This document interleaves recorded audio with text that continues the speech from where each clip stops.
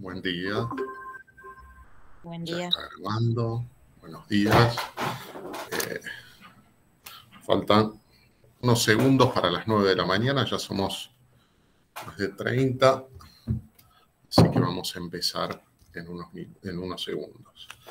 ¿Qué es lo que quiero?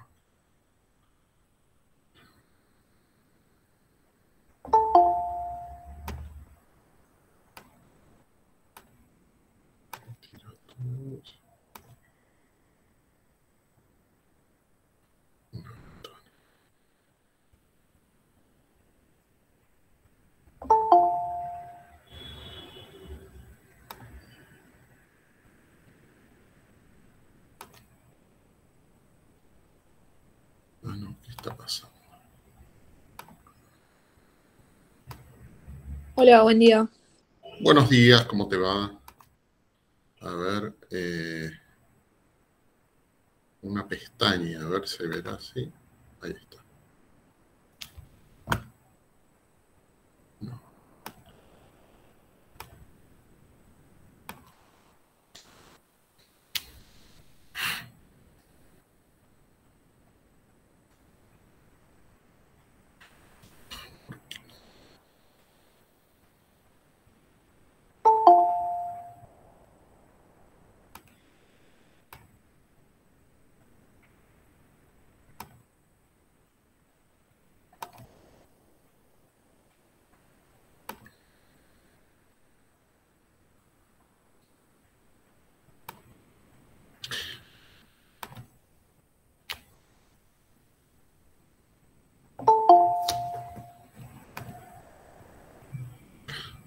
Cualquier cosa, ¿no? Se está viendo. Se está viendo si la pantalla del Meet. Las mías. A Sí. ver, dejar de compartir. Más opciones. Perdón que el Meet lo uso solamente para la cuarta cátedra, entonces me trae... todavía no lo termino de entender, porque estoy intentando poner la presentación, toda tu pantalla, una ventana, una pestaña. A ver, una pestaña que dice... No. Buen día, doctor. ¿Le conviene abrir la presentación primero que quiere hacer acá la tengo y abierta, después sí. compartir compartir una ventana y le va a aparecer la opción de todas las ventanas que tiene abiertas y directamente elige una ventana. la de la presentación? Muchas gracias, Pilar. Sí, acá está. Muchas gracias. A ver, antes que nada, vamos a darle admisión acá al compañero que ingresó. Bueno.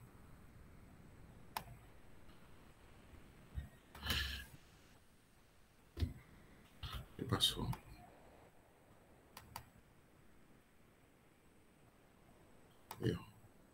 A ver. Es así.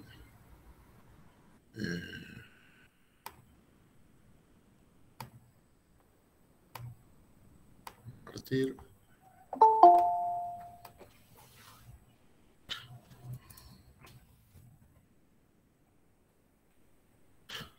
Muy bien. Buenos días. Yo lamento haberlos ilusionado la semana anterior diciéndoles que era la última clase que nos veíamos. Me llamaron de la cuarta cátedra la semana pasada que faltaba esta clase, que en realidad tenía dos opciones. Una era hablar sobre manifestaciones clínicas de la ansiedad en la consulta clínica, pero tengo entendido que eso lo van a ver con SUBA en algún momento, por lo cual preferí ir a una consulta muy frecuente y muchas veces desestimada, como de poca importancia clínica, como que, bueno, viene el paciente, uno está con muchas actividades, poco tiempo para atender y el insomnio es una consulta de poca relevancia clínica. Y me parece que es importante al menos que tengan una primera aproximación en esta clase, en esta charla. Obviamente perdón que voy a apagar el celular así no me molestan. Así puedan tener una primera aproximación y sepan más o menos de qué se trata este asunto. Fíjense, arrancamos con una pequeña viñeta, una breve viñeta clínica. Se trata de un paciente de 85 años de edad tratado con atenolol 50 miligramos día y atorvastatina 10 miligramos día. Ustedes ya conocen estas drogas, saben que son drogas de uso común en clínica médica. El paciente es autoválido y no posee más antecedentes que una arritmia cardíaca e hipercolesterolemia controladas, es una persona funcionante y prácticamente sana. Y consulta por insomnio, va a la consulta directamente por insomnio. Habitualmente uno en el hospital o donde trabaje ya hoy en día, sobre todo si hace clínica médica, tiene muy poco tiempo. Por ejemplo, el otro día un colega me decía que atendía 25 pacientes de clínica médica en una tarde. Imagínense el poco tiempo que tiene. Y el paciente, esto tanto en el consultorio como en el hospital, poco tiempo, se lo atiende rápido. El paciente además comenta que se está despertando entre las 3 y 4 de la mañana y que no puede volver a conciliar el sueño. El médico, como les decía recién, apremiado por la exorbitante cantidad de pacientes que esperaban ser atendidos, no le pregunta mucho más y le decide indicar clonazepam 0,5 miligramos antes de acostarse. ¿Está indicado correctamente? Ahora veremos si esto fue correcto o no. Y el atenolol y la rosuvastatina, bueno, ya de antemano me adelanto y les digo que hay que tener cuidado con estas drogas porque tanto el atenolol como la rosuvastatina pueden generar insomnio. O sea, son drogas que a veces no se consideran. Obviamente que entre tener insomnio y morir por una crisis hipertensiva o que tenga un evento, un accidente cerebrovascular o un evento coronario, es preferible que tome obviamente atenolol y rosuvastatina, pero consideren que estos dos compuestos pueden provocar insomnio.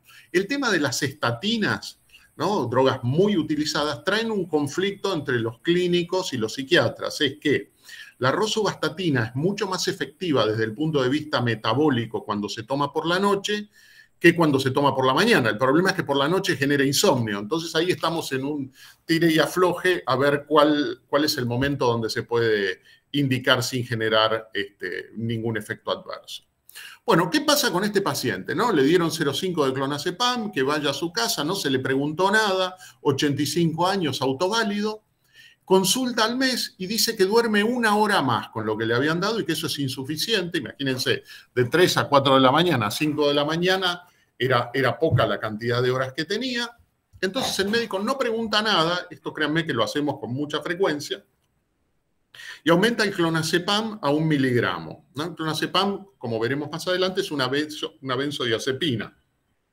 Estimo que ustedes ya la vieron o la estarán por ver estos grupos en Farmacología 2. ¿Qué hizo el paciente? Como seguía durmiendo poco, empezó a aumentar la dosis por cuenta propia, ¿no? Y de manera paulatina. Y llevó el clonazepam a 4 miligramos antes de dormir. Esto quizás sea una exageración en una persona de 85 años, pero creo que hace al tema pedagógico, ¿no? A la comprensión del tema. Aumenta la dosis y al poco tiempo de haber aumentado la dosis por cuenta propia, se levanta por la noche para ir al baño, se cae y fractura de cadera. Esta evolución es muy fácil de detectar. Van a cualquier sala de traumatología y le preguntan a pacientes que han sido añosos, que han sido operados por fractura de cadera, cuántos de ellos tomaban hipnóticos, ¿no? Alguna benzodiazepina o algún hipnótico para dormir. Y se van a encontrar con que es un factor de riesgo ya conocido para la generación de una fractura de cadera. O sea que lo que empezó como una consulta que no podía dormir más, termina con una fractura de cadera. Pero ustedes me pueden decir, bueno, obviamente que el costo-beneficio es muy alto, pero bueno, la fractura de cadera se reemplaza la cadera y además otros factores pudieron haberlo generado. Esto es cierto relativamente porque es muy frecuente que ocurra esta evolución. Llega a ortopedia y traumatología, se le suspenden las benzodiazepinas por error, por omisión, porque tiene que pasar por un proceso quirúrgico.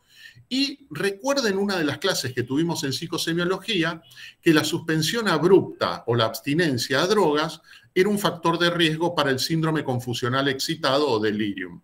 Muchas veces uno va a las salas de ortopedia y traumatología y se encuentra con una enorme cantidad, con una gran cantidad de pacientes confusos, muchos de ellos, o sea, no es el único factor la suspensión de las benzodiazepinas, pero sí es el factor precipitante. Recuerden que es añoso, pasar por una cirugía, que haya algún tipo de comorbilidad o de deterioro cognitivo, favorece la aparición de un síndrome confusional. Pero bueno, el golpe, el gatillo fue la suspensión de benzodiazepinas. Y recuerden a su vez que la presencia de un síndrome confusional excitado, o delirium, también como se le dice, tiene una tasa de mortalidad, fíjense que es bastante amplia, del 25 al 70% cuando ocurre en el ámbito hospitalario. Esto tomando todas las causas, no solamente las causas de ortopedia y traumatología. Hay una estadística que dice que independientemente de la causa que genere el síndrome confusional, ya sea suspensión de drogas, un cuadro infeccioso, un cuadro tóxico, lo que fuere, o metabólico, el 50% de los pacientes que han pasado por un cuadro confusional al año están muertos. O sea que fíjense, lo que empezó como una indicación inocente de un hipnótico para una persona autoválida puede terminar como una de las posibilidades. Yo lo llevo quizás a un extremo, pero esto es real, esto no, o sea, esto está estudiado y se sabe que es así, puede terminar con la muerte del paciente o con el paciente gravemente deteriorado. O sea, fíjense que no es tan, no se puede decir que es tan inocente o casi cosmético, muchas veces se dice. Por ejemplo, uno le pregunta a un paciente, esto ocurre también con mucha frecuencia, ¿qué es todo lo que toma, sobre todo en pacientes añosos?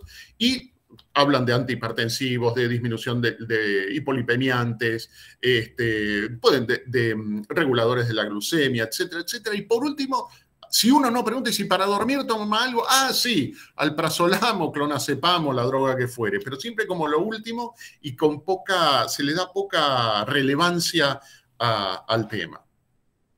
Entonces, ¿cuál fue el error, ahora yendo desde el punto de vista semiológico, que debería haberse evaluado previamente desde el punto de vista semiológico en este paciente de 85 años y agregaría a todo tipo de paciente que consulte por insomnio? Uno, primero hay que tener en cuenta las necesidades de sueño y actividad diaria. Ocurre con mucha frecuencia que personas mayores que tienen muy poca actividad se van a dormir a las 9 de la noche. Tengan en cuenta además que a medida que van pasando los años, la persona tiene menor requerimiento de horas de sueño. Entonces, una persona añosa que con 5 o 6 horas de sueño estaría bien, se va a dormir a las 9 de la noche o a las 10 de la noche, si uno hace el cálculo, 3, 4 de la mañana es el horario que podría despertarse tranquilamente. Además, recuerden que muchas de estas personas además tienen poca actividad física durante el día y muchas de ellas además duermen siesta. Entonces, si duermen 1 hora de siesta y 5 horas a la noche, que significan 6 horas de sueño en una persona mayor de 80 años, no está mal la cantidad de sueño. El problema es que siempre el problema del insomnio está ligado a una cuestión psicológica que a muchas personas se les hace intolerable estar despiertos durante la noche, ¿no? Como se supone que uno debería descansar esas 8 horas benditas o malignas en muchos casos, y esto es lo que hace recurrir muchas veces a la terapia con hipnóticos, que veremos que no son inocentes los hipnóticos, y poner en riesgo la salud de la persona. Entonces, lo primero que uno tiene que tener en cuenta, preguntarle a la persona, es dedicarle 2 minutos más y preguntarle a qué hora se acuesta, a qué hora se levanta, si duerme siesta y qué actividades tiene durante el día. Esto es uno de los puntos. Otro de los puntos es el consumo de sustancias, y esto ya lo hemos visto cuando expusimos acerca de las crisis de ansiedad aguda, de los ataques de pánico, que en nuestra cultura y en toda cultura hoy en día hay un exceso de consumo de cafeína.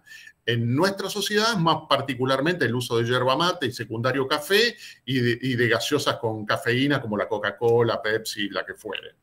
Este tipo de sustancias deberían ser evitadas de modo tal que al menos hasta las 5 o 6 de la tarde, o les diría antes, y si no las toma, mejor. Entiendo que es un hábito a veces muy arraigado y que es muy difícil suspender por completo. Pero esto también se tiene que tener en cuenta. Me ha pasado de preguntarle a pacientes que antes de irse a dormir dice, me tomo un té bien cargado que me ayuda a dormir. No, dice té verde, tampoco. El té como tal tiene una importante cantidad de cafeína.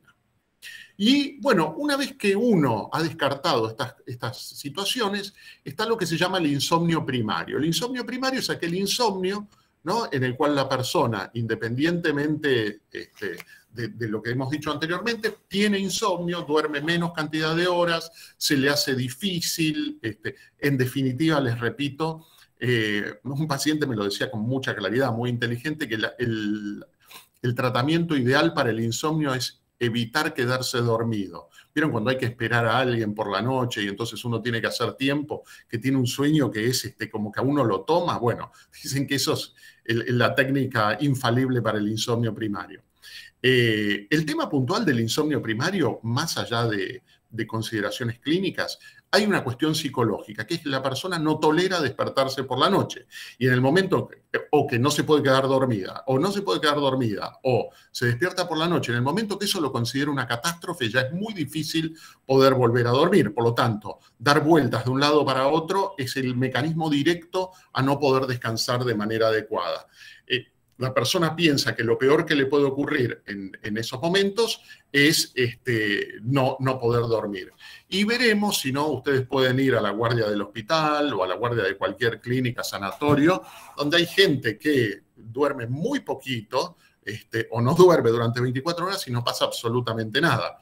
Además, también el no dormir depende del contexto en el que ocurre. Cuando uno está divertido, con amigos o en una fiesta, lo que fuera, el problema del sueño no es tan complicado, el no dormir en esas horas. El problema pareciera ser el enfrentarse a la soledad de la noche y no tolerar esa situación y pensar lo que viene al otro día, ¿no?, que uno cree que va a estar realmente muy mal.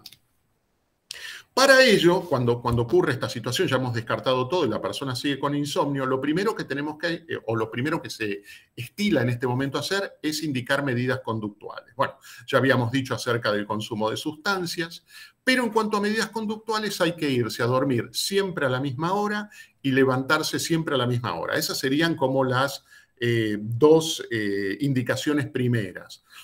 Sobre todo el más difícil es el tema de levantarse a la misma hora, sobre todo cuando hay fines de semana y cuando uno, supongamos, ha pasado una mala noche, no ha podido dormir. En general, una vez que concilia el sueño, intenta recuperar horas de sueño durmiendo hasta más tarde, cosa que no hay que hacer. El reloj biológico hay que entrenarlo en los horarios en que tiene que dormir. Por lo tanto, si uno, supongamos, se despertó a la madrugada y se durmió a las 6 de la mañana, pudo conciliar el sueño y todos los días se levanta a las 8, ese día se debe levantar a las 8. Eso es una de las medidas conductuales más duras, más difíciles. Yo entiendo que es fácil decirlo, pero no tan fácil ejecutarlo. Por otra parte, está prohibido el uso de todo lo que sea estimulación lumínica, por ejemplo, de pantallas. Computadora, televisión, celular, tablet o dispositivo que se les ocurra. Todo lo que es estimulación lumínica de esas características aumenta el estado de alerta.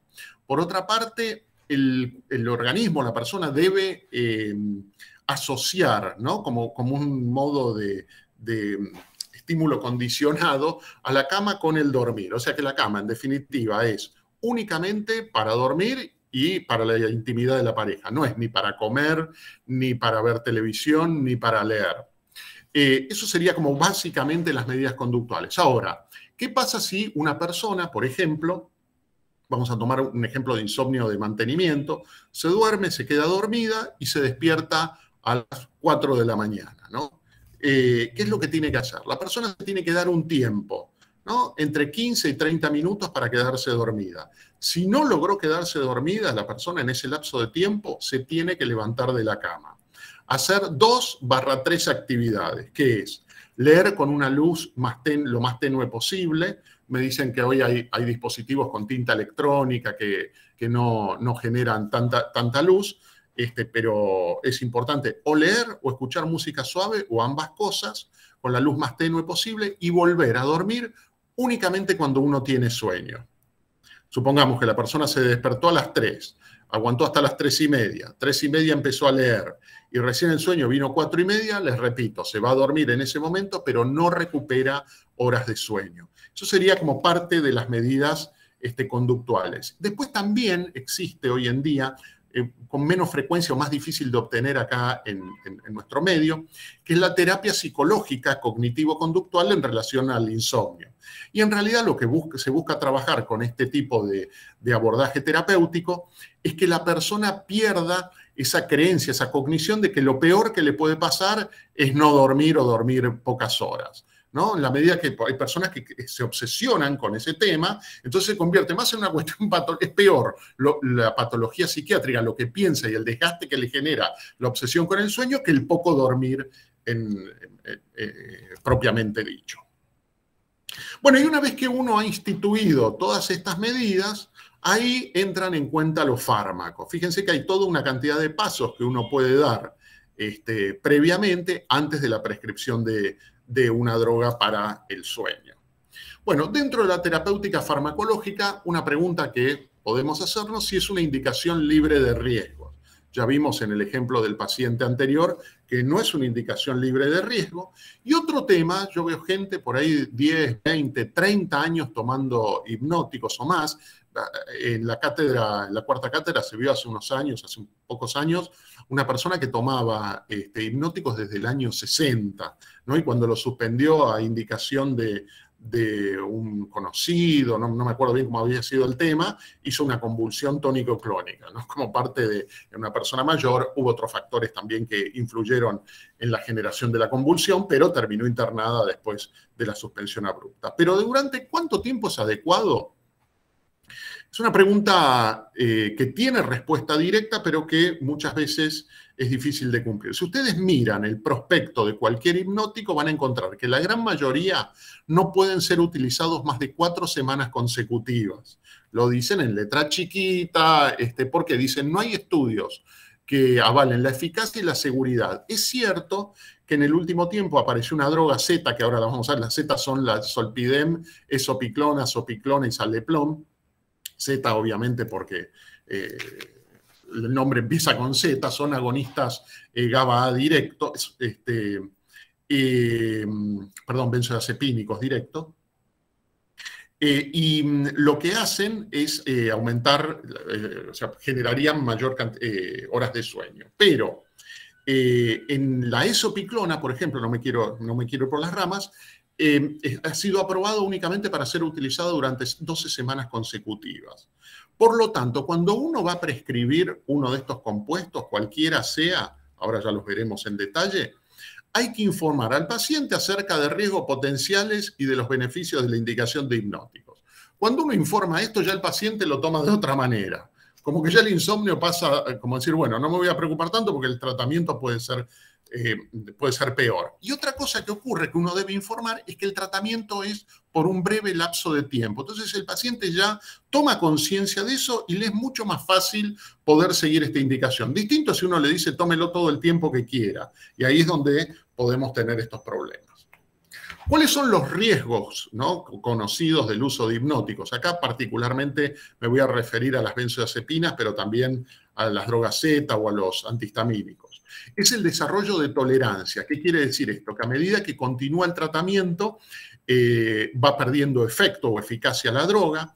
Esto hace también que pueda generarse dependencia, que la persona sienta que si suspende el hipnótico no puede dormir, cosa que es cierto. Lo que pasa es que esto ocurre por pocos días. ¿Por qué? Porque cuando la persona suspende incluso dosis tan chicas como 0,5 miligramos de alprazolam, desarrolla abstinencia. Y la abstinencia con los hipnóticos, como les decía, siempre es lo contrario. La abstinencia es lo contrario de lo que hace la sustancia. Obviamente, si la sustancia produce sueño o es un hipnótico, la abstinencia va a provocar insomnio. Si la persona está alertada de que esto puede ocurrir y se hace una disminución paulatina, dicen, por ejemplo, que debería ser cuando uno quiere sacar un hipnótico, el 25% de la dosis por semana. Yo les puedo asegurar, en la práctica clínica, a veces en algunas personas es el 25% de la dosis por mes. O sea que lleva un tiempo, pero una vez que la persona lo puede sacar y volver a dormir, vuelven a dormir por propia capacidad. Porque tengan en cuenta lo siguiente también, que la humanidad, salvo por el alcohol y el opio, no conoció ningún hipnótico hasta la década del 60, ¿no? Con el clordiazepóxido. Bueno, miento, en realidad estaban los barbitúricos, pero en realidad a partir de la década del 20, el resto de la humanidad no tomaba hipnóticos. Por lo tanto, nos las hemos arreglado para dormir y se dormía mucho mejor. Evidentemente, esto es un gran negocio también para la industria farmacéutica, viven muchas personas de esto, pero tener en cuenta que es muy raro que una persona deje de dormir por completo. Puede que tenga temporadas en las que duerma mejor o peor, pero es rarísimo. Hay una patología muy extraña, que miren que en el hospital se ven cosas raras, y al menos yo hasta el momento vi alguna patología parecida, pero no la misma, que es el insomnio fatal familiar. Que es una enfermedad autosómica dominante, ¿no? De destrucción del SARA y de sistemas neuronales, que hace que la persona deje de dormir. Imagínense lo que es terrible. Pero no es una patología ni remotamente frecuente, les repito, ni siquiera la he visto en el hospital, que se ven cosas realmente muy raras. Bien, entonces recuerden que las personas vuelven a dormir. No existe el insomnio, salvo en esta patología, que sea permanente. Tengan en cuenta con respecto a la terapia farmacológica que es adecuado implementarla a posteriori o de acuerdo a la gravedad o el tipo de paciente. Recuerden que muchas veces debemos adaptarnos a los pacientes a las indicaciones de medidas de higiene y educación que nombramos recién. Ahora, vamos a complicarla un poco más. ¿Qué hacer con el paciente? Porque esto ocurre con mucha frecuencia. Que ya viene medicado y refiere continuar con insomnio. Dice, estoy tomando, esto es muy frecuente, mucha medicación, a veces 2, 3 medicamentos para dormir y no logran dormir. Bueno, en estos casos lo que hay que hacer, porque generalmente las medidas de higiene no han sido indicadas o no han sido explicadas, esto hay que hacerlo, medidas de higiene de sueño y medidas conductuales. Y lo primero que hay que hacer también, recuerden que hay que descartar causas somáticas, psiquiátricas y farmacológicas. No asumir que la persona lo que tiene es un insomnio primario. Las causas somáticas, por ejemplo, un hipertiroidismo puede ir acompañado de un insomnio importante. En cuanto a causas psiquiátricas, como hemos visto en psicosemiología, prácticamente no hay ninguna patología psiquiátrica aguda que no curse con alteración del sueño, ya sea depresión, psicosis, demencia, delirium, trastorno bipolar, la que ustedes quieran, cursan habitualmente con alteración del sueño. Por lo que, si ustedes tratan la patología psiquiátrica de base, mejoran la alteración en el sueño. Y como decíamos al principio, también hay causas farmacológicas. Toda droga que es estimulante, por ejemplo, la efedrina, la fenilefrina, que vienen con los antigripales, provocan insomnio. Veíamos que los beta bloqueantes pueden provocar insomnio y pesadillas, mientras que las estatinas, por ejemplo, dentro de un grupo, pueden generar también insomnio. Y lo que uno debe hacer con este paciente que ya viene medicado y refiere continuar con lo mismo es adecuar la medicación. No tiene ningún criterio lógico utilizar 3 o 2 hipnóticos distintos. Hay que tratar que en el caso que tome uno e indicar también las medidas propias de adecuación de la medicación. Me olvidé con respecto a la higiene de sueño. Recuerden, la actividad física, sobre todo en gente más joven, no tiene que hacerse muy cercana a la hora del sueño, porque en la actividad física uno libera adrenalina y noradrenalina, y eso hace que cueste en algunas personas conciliar el sueño, no en todas. Bien, ¿cuáles son los riesgos por el uso de hipnóticos? Habíamos dicho el desarrollo de tolerancia, de dependencia y de abstinencia. También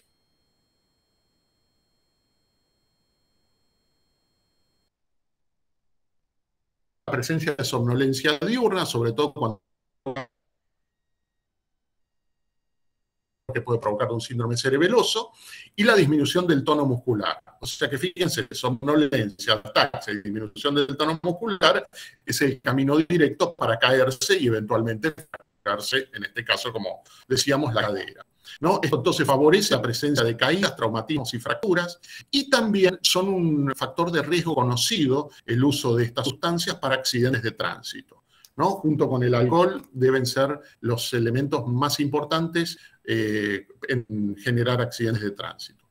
También puede empeorar una apnea de sueño, que esto es a veces una patología no tenida muy en cuenta, ¿no?, en la clínica, que son personas que generalmente, sobre todo cuando es periférica, porque tiene una cuestión o central, ¿no?, por obesidad, la persona no logra dormir de noche y tiene mucho sueño de día, ¿no?, cuando tiene una apnea de sueño. Incluso se queda dormida manejando o trabajando. Es realmente una patología complicada. Si los hipnóticos, particularmente las benzodiazepinas, están contraindicados en la apnea de sueño. No pueden utilizar. La cognición, bueno, muchas personas utilizan, por ejemplo, previo a una exposición o previo a un examen, se toma un ansiolítico, un tranquilizante, que muchas veces son los mismos. Se sabe que los hipnóticos, al igual que las mismas drogas ansiolíticas, provocan una alteración en la memoria y en la concentración. Lo cual, por ejemplo, pasó con un amigo que yo conocía en una presentación en un congreso, que estaba muy nervioso, y yo lo conocía que exponía realmente muy bien, con mucha claridad, y veía que estaba como lento, como que le costaba razonar, más o menos como yo cuando doy clase. Y entonces, después de la charla, le pregunté cómo estaba y dijo que había tomado 1 miligramo de alprazolam, que es una droga, en una persona no acostumbrada, es una dosis importante, y créanme que se notaba la lentitud y las fallas cognitivas en una persona que previamente no lo tiene. Imagínense esto en una persona joven aplicado a una persona mayor que tiene ya menos capacidad de memoria y concentración, y ni que hablar si ya tiene un desorden cognitivo tipo Alzheimer o una demencia multiinfarto.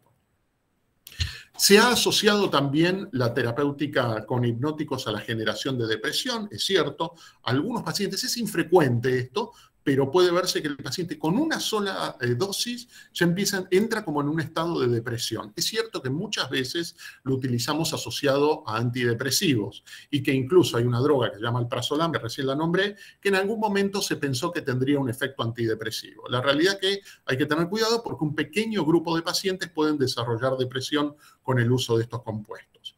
Después hay otra entidad que no tiene una traducción, no lo hago de esnobismo, pero no tiene una traducción directa en clínica, en la medicina, esta entidad que se llama Sleep Driving Behavior, que es como una especie de sonambulismo que ocurre con muchísima frecuencia en personas que toman droga Z para hipnóticos.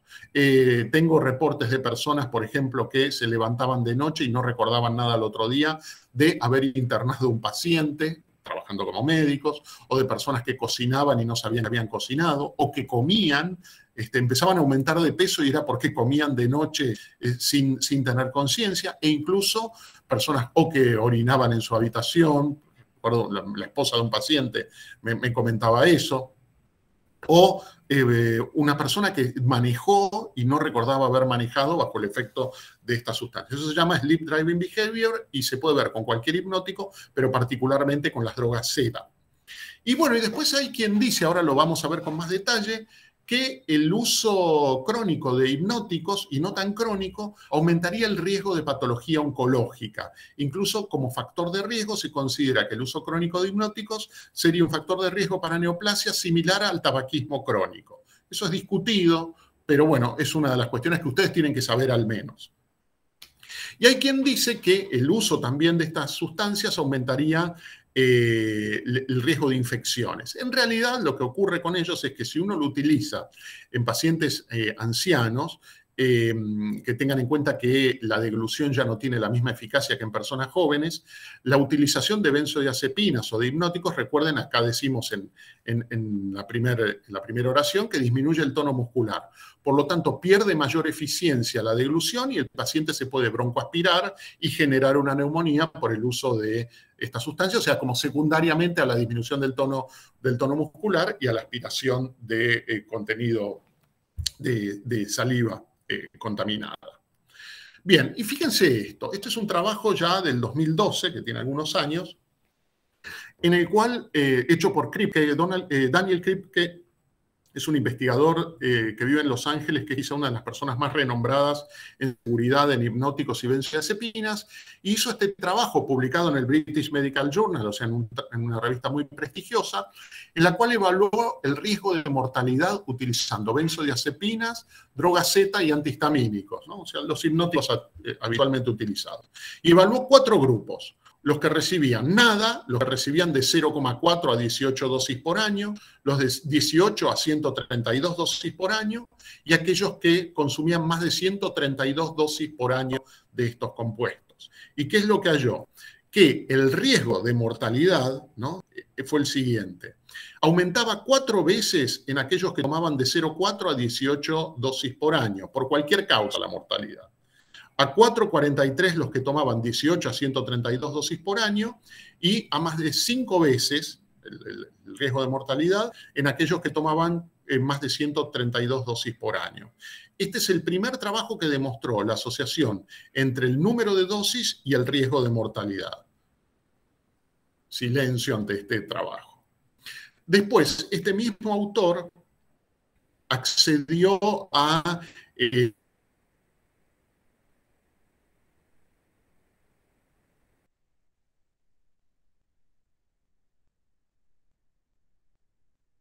los registros del desarrollo de drogas que tienen en Estados Unidos por la FDA y uno puede acceder, no es obligatorio que lo publiquen.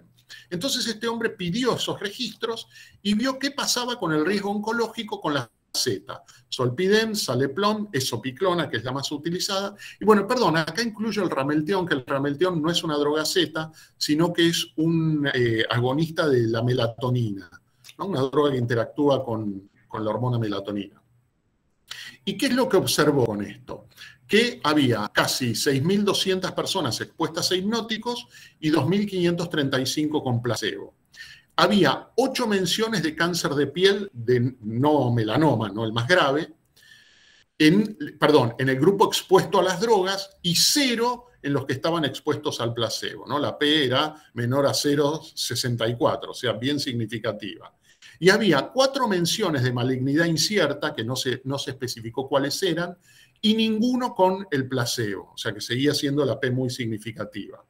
La FDA dijo, o sea, tiene registros, que los 4 hipnóticos nombrados han sido asociados con la generación de tumores en roedores. Es cierto que sea positivo en roedores no implica que vaya a ser potencial generador de tumores en humanos, pero bueno, por las dudas, es un tema que hay que tener en cuenta. Y además, estos compuestos, al igual que las benzodiazepinas, se consideran que son clastogénicos. ¿Qué significa clastogenia? Que in vitro, no in vivo, provocan daño en los cromosomas. Ustedes saben que esto, muchas veces el sistema genético de ADN tiene propia reparación, pero hay veces que no, y que la ruptura del cromosoma es lo que llevaría o del material genético a la generación de una patología oncológica. Pero tengan en cuenta esto como elementos que apoyan lo que dice Kripke, él lo usa para apoyarse, ¿no? Para decir que las benzodiazepinas o que estos hipnóticos están asociados a patologías oncológicas, si bien todavía no hay nada contundente al respecto. Ahora, otro de los trabajos dice que, criticando a los hipnóticos, dicen que los hipnóticos generan insomnio cuando se suspenden. ¿Por qué? Porque tomó también la información qué pasó con el seguimiento de los pacientes después que habían sido expuestos a estas drogas y observó que con el placebo los expuestos a Zopiclona demoran 13,5 minutos más en dormirse que los expuestos al placebo, después del protocolo. O sea que se los expuso a un grupo a esopiclona y otro grupo a placebo. El grupo expuesto a la esopiclona, después que terminó el protocolo, les costaba más dormir que aquellos que habían sido expuestos al placebo, por lo cual la hipótesis de Kripke es que los hipnóticos podrían generar insomnio, ¿no? Y pareciera que esto es un retorno duradero del cuadro previo. Acá también esto más de tipo informativo, porque es una droga que ya prácticamente no se ha podido utilizar por cuestiones obvias, que es un hipnótico Nobel. Fíjense que es del año 2015 el paper que les cito.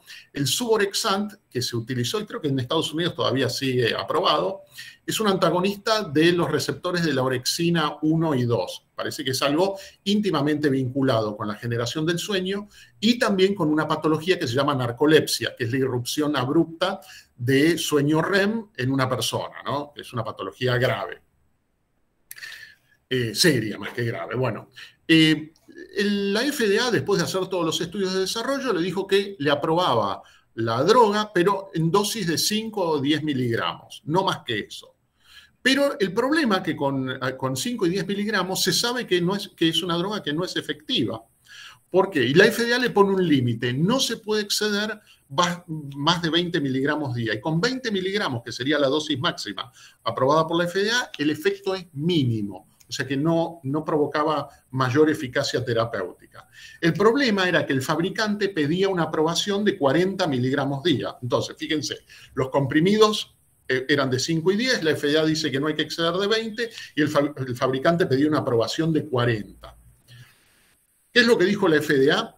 Que era efectivo, pero no seguro a las dosis propuestas por el fabricante. O sea, no era seguro, y acá no era seguro en serio, a los 40 miligramos propuestos. Además, tenía una absorción lenta, que esto, fíjense, para un hipnótico es algo que no es útil, tiene que tener una absorción rápida y generar un efecto rápido, un hipnótico.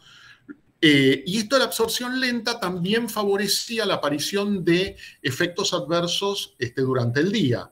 Lo que se observó con el Suvorexant, que una persona podía tener una crisis de narcolepsia o de cataplejía 10 horas después de haberlo tomado, ¿no? Iba manejando, sueño REM, se chocaba y, bueno, las consecuencias que fueren.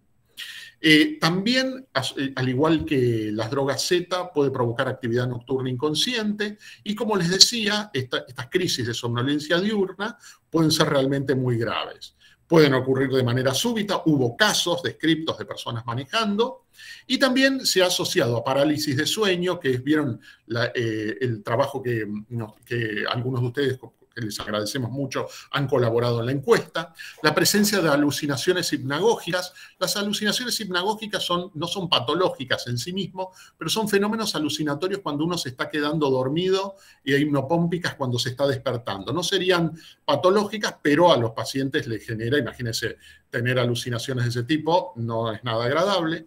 De cataplejía, que es la disminución súbita del tono muscular, y lo que decíamos que ocurría con las drogas Z, el despertarse de noche y tener distintos tipos de conductas de manera automática que luego uno no recuerda o recuerda parcialmente.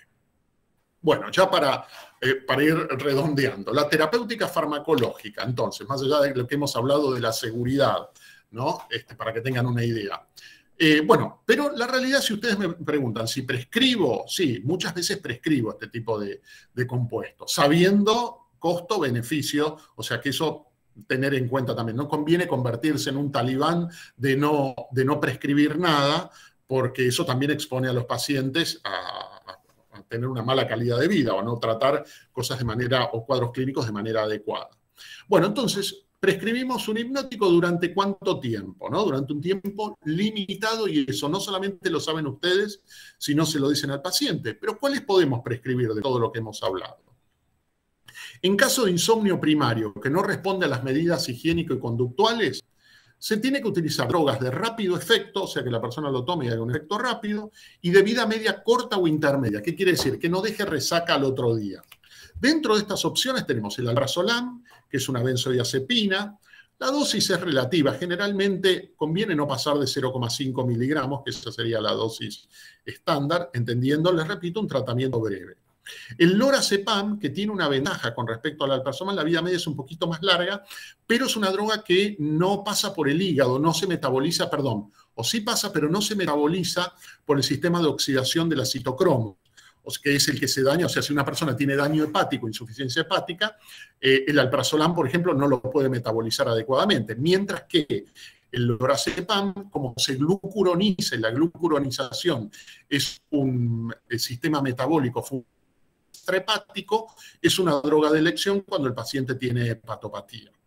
Bueno, tenemos también las drogas Z, con muchísimo cuidado. Yo prefiero, les aseguro, no prescribirlas, ¿no? Como el solpidem o la isopiclona. Prefiero no prescribirlas por el tema de las conductas automáticas nocturnas, que realmente ocurren con mucha frecuencia.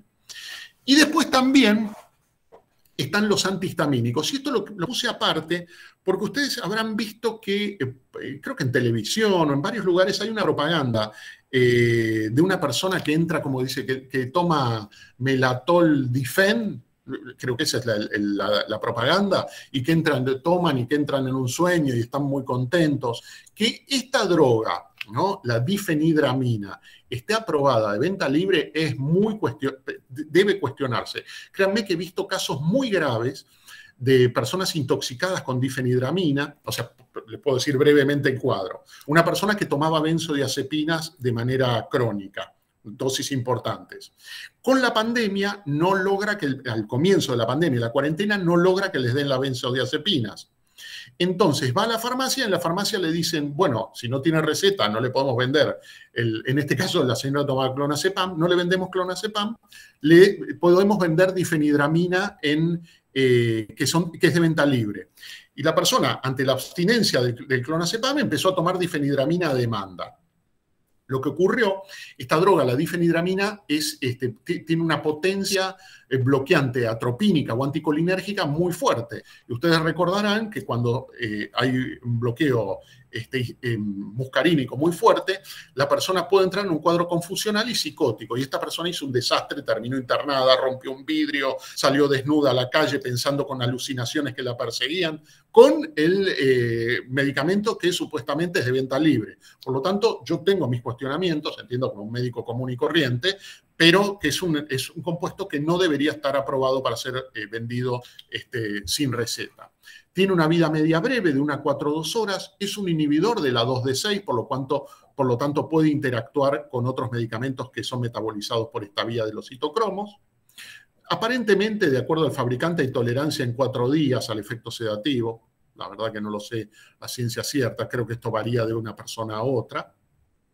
Y recuerden, es un potente anticolinérgico, lo cual expone, no, yo les digo acá un cuadro que fue psiquiátrico y que hubo que internar a la persona en clínica médica por el daño que se hizo. Pero recuerden que el bloqueo muscarínico provoca retención urinaria, ni que hablar si el paciente tiene hipertrofia prostática, disminuye el tránsito intestinal, aumenta la frecuencia cardíaca. O sea, hay toda una cantidad de cuestiones que puede generar esta sustancia. Después hay otra que se llama prometacina, que es muy parecida, pero con una vida media más larga, por lo cual no debería ser utilizada como hipnótico. Luego hay otro que pueden llegar a escuchar que se llama trazodona, que la trazodona en realidad es un antidepresivo de vida media corta que tiene un efecto sobre el sistema serotoninérgico y sobre el sistema histaminérgico. Y con esto históricamente se ha utilizado en ancianos como hipnótico. Como les decía, interactúa con el sistema serotoninérgico, con los receptores 2A y C, inhibe la recaptación y actúa sobre el alfa-1, hipotensión ortostática, y bloquea el H1, tratamiento del insomnio, sedación. Tiene una vida media breve, como les dije, puede interactuar con la comida, tiene un riesgo-beneficio discutido, tiene efectos adversos cardiovasculares, unos por la hipotensión, y en los hombres puede generar priapismo, lo cual es una urgencia clínica, médica importante. Por lo tanto, hay que tener cuidado con la prescripción de esta droga.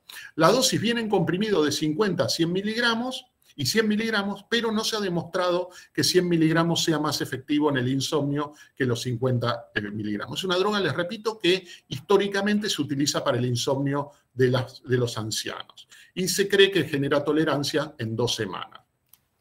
Una de las indicaciones de esta droga es que dicen que es útil cuando uno quiere sacar las benzodiazepinas. Como uno no las puede sacar abruptamente, puede indicar trazodona de manera concomitante mientras lo va disminuyendo. Aparentemente tendría menos efecto sobre la cognición, pero les repito, para dejar las benzodiazepinas lo ideal es ir suspendiéndolas de a poco y que el paciente pueda dormir por cuenta propia si esto es posible. Bueno, y ya para ir finalizando, clonazepam y diazepam, ¿no? Son 2 drogas, 2 benzodiazepinas muy conocidas. No debería nombrar los nombres, pero para que se orientan, el clonazepam, por ejemplo, es el ribotril, neuril, clonagin, y el diazepam es el Valium o el Plidam. Son muy utilizadas para el tratamiento del insomnio.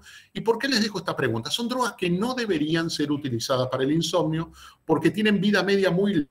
El clonazepam hasta 48 horas de vida media y el diazepam hasta más de 100 tienen horas de vida media sus metabolitos activos. Por lo tanto, no serían drogas aptas para el tratamiento farmacológico del insomnio. Bueno, para ir finalizando, O sea, si tenemos en cuenta los potenciales riesgos de los hipnóticos, es importante hacer anamnesis previa de hábitos, ¿no? A qué hora duerme, qué es lo que toma, qué es lo que come, qué fármacos tiene, qué patologías clínicas y psiquiátricas pueden estar presentes, qué fármacos están recibiendo y qué sustancias también toman. Recuerden siempre de indicar las medidas higiénicas y conductuales que hablamos, y creo que esto los puede ayudar a disminuir la morbilidad de un cuadro que aparentemente es inocente, pero que en ocasiones puede no serlo. Recuerden siempre que se deben prescribir durante un tiempo limitado. Saberlo ustedes y que lo sepa el paciente. Bueno, muchas gracias. No sé si alguien quiere hacer alguna pregunta. Gracias. Por favor. No, sobre la clase tengo una pregunta. Muchas gracias. Por favor. Gracias, muy claro, doctor. Muy buena Gracias. Bueno, muchas gracias. Ahora Muy sí, buena la clase. Sí. Gracias. Muchas gracias. Ahora sí es la última vez. Una pregunta. Y sobre las personas, que también es muy común que incluso personas jóvenes tomen melatonina, y también como es algo de venta libre, empiezan a tomar, o sea, más de lo normal, y también generan tolerancia a esas personas que, además de las medidas, digamos, de higiene del sueño que usted ya mencionó, ¿qué pueden hacer? ¿También suspenden la dosis de a poco o cómo pueden hacer? Sí, la melatonina, aparentemente, de acuerdo a estudios de seguridad, tendría los mismos riesgos que el resto de los compuestos que hablamos. De hecho, en uno de los estudios vieron que les nombré el ramelteón, que el ramelteón es un derivado de la melatonina. La melatonina es una sustancia que es muy útil, por ejemplo, en el insomnio que se genera por una patología médica, que es la enfermedad de Parkinson. El tema es que acá vienen comprimidos de 3 miligramos, y que en el Parkinson, que créanme que es realmente muy difícil el manejo el insomnio en este grupo etario, en este grupo de pacientes, se necesitan hasta dosis de 9 a 12 miligramos, lo cual es complicado. Pero sí, tendría los mismos riesgos aparentemente que el resto de los hipnóticos, a pesar de ser de venta libre. Muchas gracias, doctor. No, por favor, un gusto. Perdón, bueno, no sé si alguien más quiere hacer una pregunta. Sí, yo tenía una pregunta. Digamos, siguiendo esta línea, ¿no? Que ya que hablamos de la melatonina, en un paciente que tenga insomnio, ¿no sería quizás inicialmente darle melatonina teniendo en cuenta que es algo como más, no sé, inocuo, por decirlo de alguna forma, y luego seguir aumentando con el resto de medicaciones? Lo que pasa es que no se sabe realmente si es inocuo. Lo que se ha visto hasta el momento no debería por qué ser inocuo. Es de venta libre, que es distinto, y uno asume que si es de venta libre es menos grave o tiene menos riesgo que otros compuestos. La realidad es que si, por ejemplo, uno está en una guardia y recibe un paciente intoxicado con aspirina y otro paciente intoxicado con un antidepresivo, supongamos la fluoxetina, probablemente uno deba atender primero al intoxicado con aspirina que al que está intoxicado con un psicofármaco, porque es mucho más grave y con mayores consecuencias. Por lo tanto, no hay que confundir dos cosas. Me parece que es muy buena tu pregunta. Que sea de venta libre no necesariamente implica que sea de menor riesgo. Y otra cuestión a veces que tenemos, creo que es un concepto equivocado, que tenemos incluso los médicos, es que si una sustancia proviene de un ámbito natural, es menos tóxica o tiene menos riesgo que un compuesto sintético. Y la realidad es que los venenos más potentes provienen de la naturaleza. Saben que entre los antidepresivos hay un compuesto que se usa poco acá en la Argentina, pero mucho en Europa, que se llama hierba de San Juan o hipérico. Y es un compuesto que está íntimamente vinculado a la inducción enzimática, y se ha visto, por ejemplo, que, y esto se puede comprar hoy, la tintura de esto se compra en cualquier herboristería o en cualquier local natural. Van y piden hipérico o hierba de San Juan y se lo dan. Y se ha demostrado que en pacientes con trasplante halógeno aumenta las posibilidades de rechazo ¿Por qué? Porque como es un inductor enzimático, disminuye la biodisponibilidad de las drogas que se utilizan para el reemplazo, los glucocorticoides, la ciclosporina o la que fuere. Y por otra parte se vio con esa misma sustancia, que es una hierba, ¿no? De venta libre, que aumenta la carga viral en pacientes con HIV. ¿Por qué? Por el mismo mecanismo, porque induce el metabolismo de las drogas que se utilizan en el cóctel antirretroviral. Por lo tanto, tengan en cuenta eso, que no asuman de antemano que porque una droga es de venta libre es de menor riesgo y que porque es natural es de menor riesgo. Generalmente, la seguridad la conocemos mucho mejor en drogas que han sido desarrolladas por la industria farmacéutica que en compuestos naturales, que no pasan por el mismo, por las mismas fases de desarrollo y de vigilancia de riesgo. Tener en cuenta que sí, que estas drogas tienen riesgo, sin ninguna duda tienen riesgo, las que nosotros hemos visto, pero al menos es conocido. Con algunas otras sustancias ni siquiera el riesgo es conocido. Por lo tanto, bueno, lo mismo que hemos hablado en algún momento que pasa con el cannabis medicinal y sustancias también derivadas. Pero bueno, espero haberle contestado la respuesta. No sé si alguien más quiere hacer alguna pregunta. Bueno, estimo que no. Les agradezco mucho la presencia. Ahora sí, esto les aseguro, es la última clase. Les deseo que estén muy bien, que les vaya muy bien en la materia. Y cualquier duda, yo estoy en el piso 7, sala 3. Muchas gracias, que estén muy bien. Muchas gracias. Muchas gracias. Muchas gracias. Luego. Chao, muchas gracias.